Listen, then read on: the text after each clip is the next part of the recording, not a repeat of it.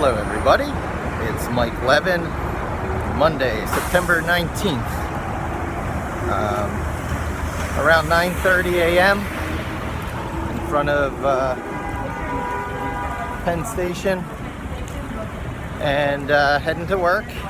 And I'm experimenting with using my new wallet phone arrangement as sort of a rain guard for my phone as I walk. It is raining a little bit, and I chose a raincoat this morning instead of an umbrella because I do generally find that umbrellas are just a little too much trouble and are best avoided in many senses. So yeah, this will be fun. It is a particularly long walk to the office with my commute at this job. A bit longer than anything I've had in New York City so far. And so if I'm gonna have a commute like 40 minutes, up to an hour each way, why not live a lot cheaper? Yeah, I'm seeing umbrella collisions around me. People really get on edge in New York in this kind of weather. It was interesting. Addie and I watched a little bit of Kristen Schaal, the voice of Mabel from Gravity Falls and Louise from Bob's Burgers, which Addie just loves that show, Bob's Burgers. And she was talking about her move to LA from New York City, and was saying how relieved she was. Yeah, New York is the greatest city in the world, but everybody is always on guard and kind of full of tension was what she was implying all the time, and sort of carving out a little personal space window around them. Nobody ever makes eye contact for more than a second or two. It's about the opposite of relaxed and friendly as it can get. But it's because it's New York and it needs that certain distance when you're packed so tight and there's so much business going on around you that you can't get derailed by the normal everyday niceties of life. So shields up, auto navigate on, and that's New York City, which makes stopping and doing things a little bit differently and actually making eye contact and noticing things that others don't all that much more valuable and interesting. The more that there is a beaten path, an established route, the higher the value of going off of that route, because specialness and newness and new courses through life, interesting new endeavors are not found on the well-worn paths. So you follow the path less traveled. I heard an interesting thing in a blogcast. I forget which one it was. I got to get my podcasts. I got to get my podcast name straight because I'm listening to a bunch of different ones these days, picking up interesting concepts here and there, and talking about them here, and I have to credit them back. I'm listening to things like Risky Business, 99% Invisible, all these different ones I've never listened to before that were recommended, that are like the picks by the people on the programming podcasts that I listen to.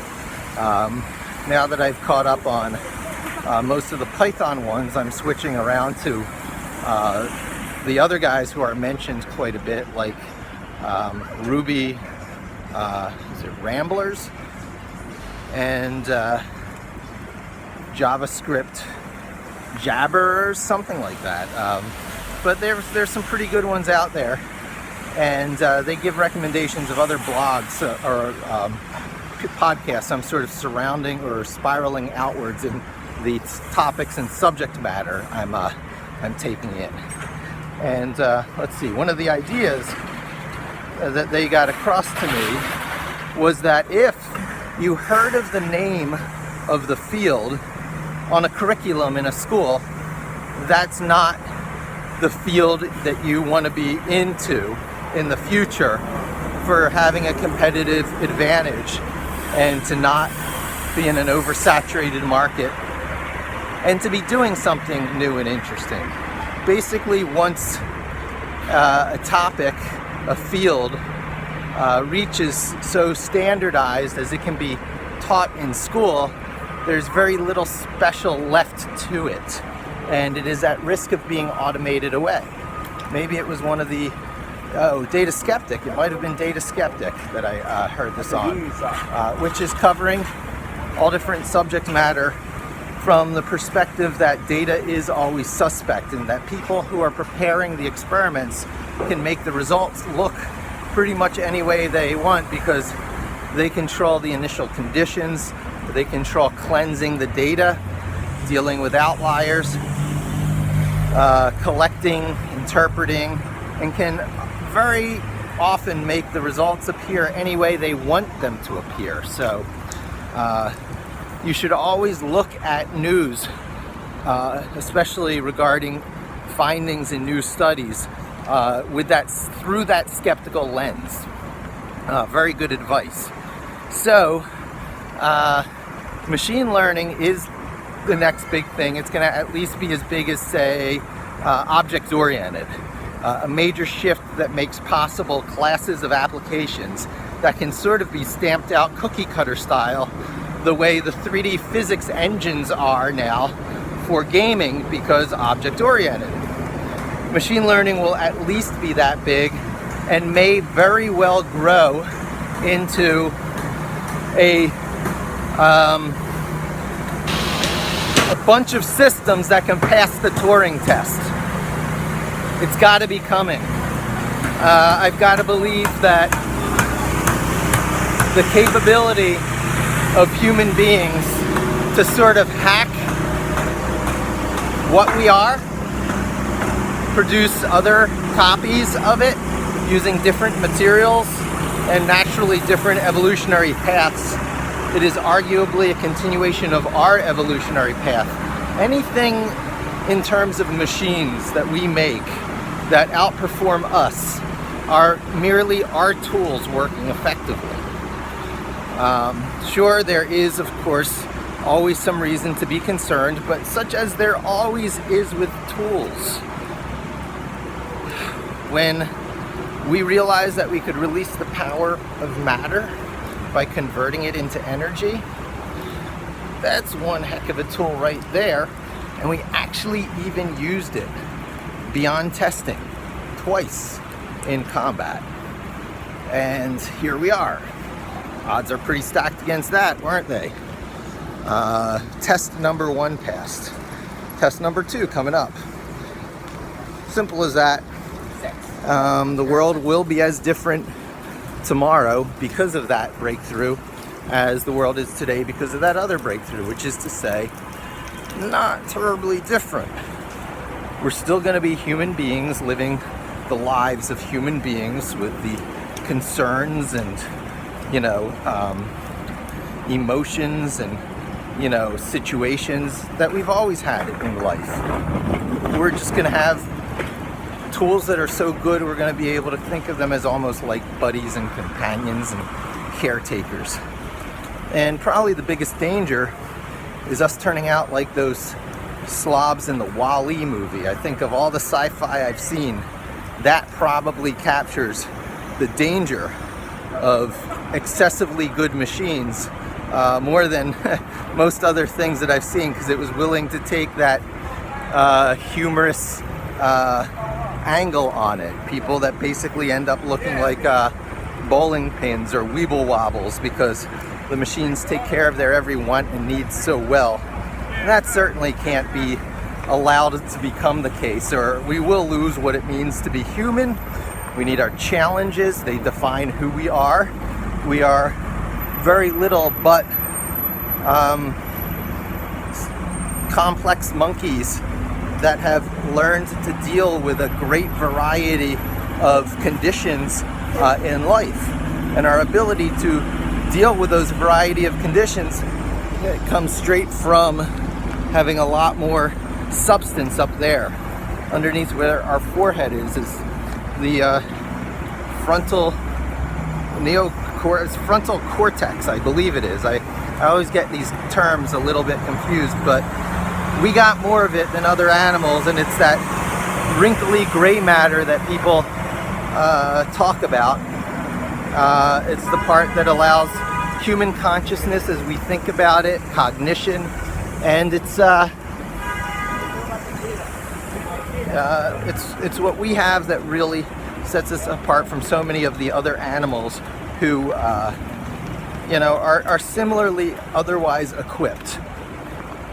We can conceptualize things, we can make abstractions and generalizations, we can file those abstractions and generalizations away in our head and invoke them instantaneously as necessary to reduce the actual amount of conscious thinking and decision making we need to do, so that most of life, most of just getting along and surviving day to day, becomes automatic and instinctual. And traditionally, things like college degrees and majoring in a field that you can learn in school is so that you can go through these similar moves with almost like an automatic, non-thinking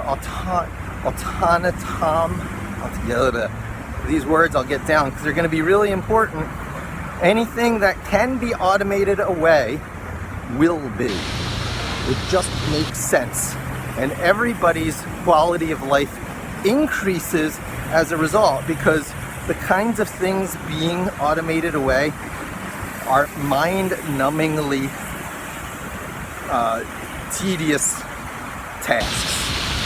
And maybe we should relegate the higher end of that kind of task always to humans, to have that fuzzy edge where it transitions from always automated to sometimes automated to can't be automated. Well, that upper level there, the can't be automated, that's where to focus to avoid obsolescence. To not go obsolete in things, one must always zero in on those areas of professional endeavor that cannot easily be automated away. Large parts of search engine optimization are going to be automated away, and it's going to come to be known something very different than how it's known today. Far be it from me to second guess what the new name of that field is going to be, although I have tried in the past.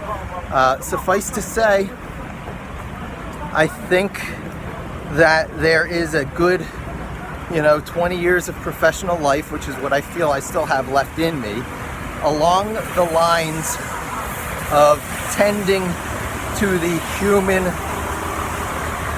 managed, the human curated automations of search engine optimization, so that you can guarantee that your deserving content, your meritoriously, genuinely deserving content, gets rewarded out there in the searchosphere, internet, apps, API, search, general search, because the web as we know it is in question, and there's a war there which will become its own future video, and all that stuff, all that happy stuff. Very little can be taken for granted, except for specifically where human nature comes into play, because we're not going to be changing who we are as a species. We're going to be changing how we accomplish things as a species, and what it is to be human just becomes that much more lofty and sci-fi like in capabilities. Original ideas that make the big impact beyond just iterative refinements, because machines are going to be great at those iterative refinements. Key insights that change the game forever forward are going to come from humans for a while, and there's a lot of careers that align with that kind of stuff, like science.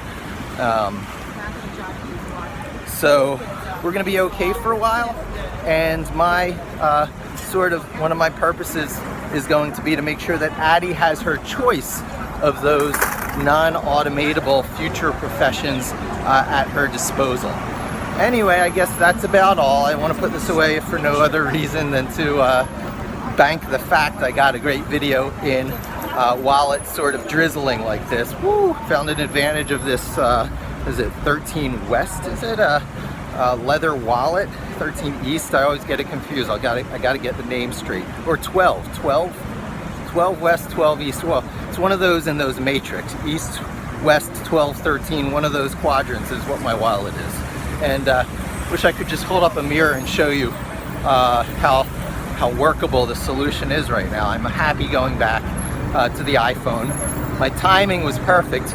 As late to the game as I was in getting onto the 6 SE, had I made my decision any differently, stayed on Android for example, I would be on the Note 7. I am that person. The stylus is my reason for being on Android. Yeah, had I not got the 6 SE, I'd be looking at giving up my tiny little cheap headphones that I've really kind of fallen in love with using.